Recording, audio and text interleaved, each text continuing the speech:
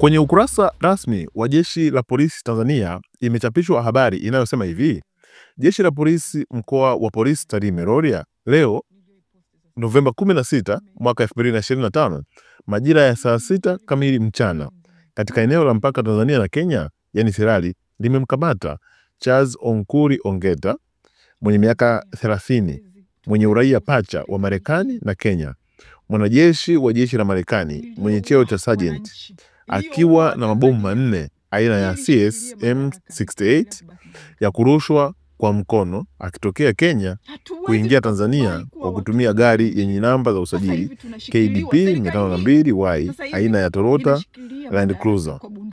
Mabomu hayo kwa mujibu wa sheria ya umiliki wa silaha, hata kama angeomba kibali cha kuingia nayo nchini asingeruhusiwa.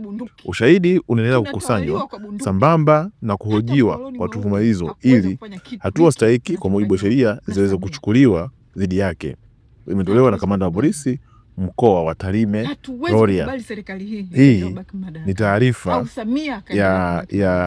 ya kukamatwa kwa inayesemekana kuwa ni mwanajeshi wa Tanzania, mwanajeshi wa mwanajeshi wa Marekani mwenye uraia pacha na uraia wa Kenya.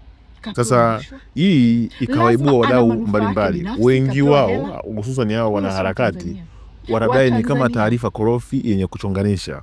Sasa mimi nikasema hii ni kama inamhusu sana Mange Kimambi.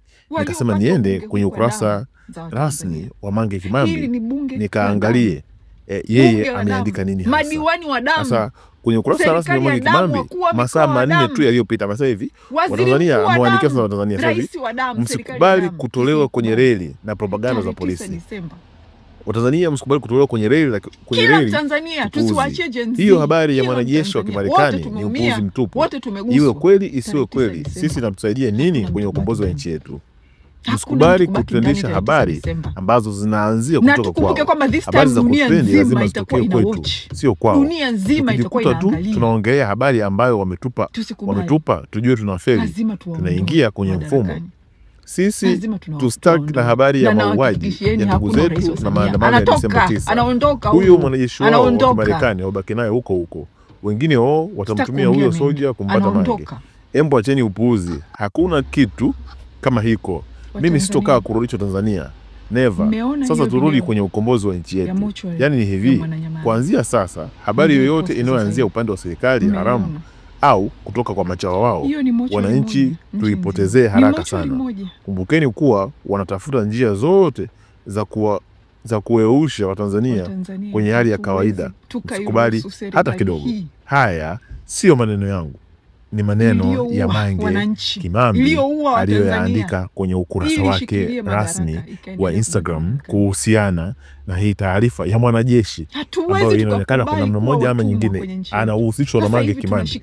Sababu mwanajeshi ametajwa kuwa ni mwanajeshi wa Marekani lakini pia ana uraia wa Kenya, kwa sababu tukiconnect dots, Marekani yuko Mange Kimambi na Kenya yuko Maria Sarungi. Kwa hiyo inaonekana hizi nchi mbili ambazo inasadikika kwamba ndio wanaharakati wa Tanzania wapo na wanachochea vurugu zinazoendelea nchini Tanzania, kwamba nini kitokee Tanzania kusiwe na amani na nini, kwamba hao wanaharakati wapo katika nchi hizo.